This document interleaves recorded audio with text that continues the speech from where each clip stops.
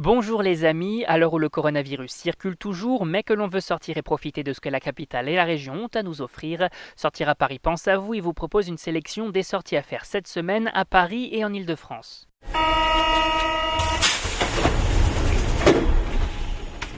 Exposition de l'école Courtrajmé au Palais de Tokyo, jouets géants au jardin du Palais Royal, fête de l'UMA, on vous emmène découvrir les incontournables et on commence avec l'expo de la semaine.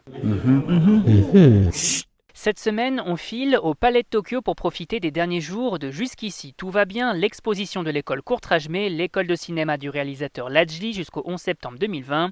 Un événement artistique unique en son genre où les élèves de l'école exposent leurs œuvres, qu'il s'agisse d'installations plastiques ou vidéo, tissant le lien entre le dernier long métrage du réalisateur, Les Misérables, prix du jury au Festival de Cannes en 2019, et La haine de Mathieu Kassovitz, sorti il y a 24 ans.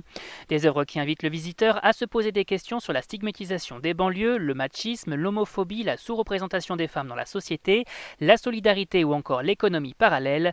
Bref, l'exposition du moment à découvrir de toute urgence. Avant de poursuivre, on vous invite à vous rendre sur Spotify, iTunes, Deezer, Google Podcast ou encore SoundCloud et à taper sortiraparis.com dans la barre de recherche. On vous invite aussi à cliquer sur s'abonner pour découvrir plein d'autres sorties, expériences et animations à faire à la maison et que notre équipe vous déniche chaque semaine. On continue avec l'agenda des loisirs.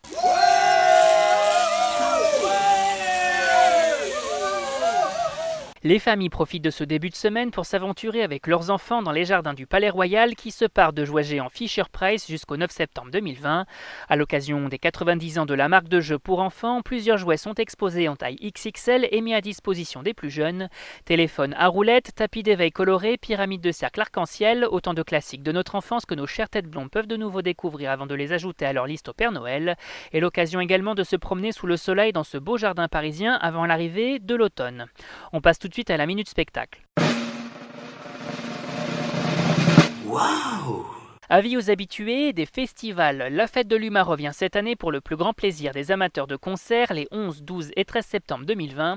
Mais coronavirus oblige, l'édition de cette année se tient autrement dans des conditions toutes particulières. Ainsi donc, pas de festival à la Courneuve cette année comme à l'accoutumée, mais plusieurs espaces situés en région parisienne investis comme la Bellevilloise, le Kilowatt, l'espace Niemeyer, la Maroquinerie, la Halle de la Villette ou encore le Palais Brognard pour un moment musical et d'échange inédit.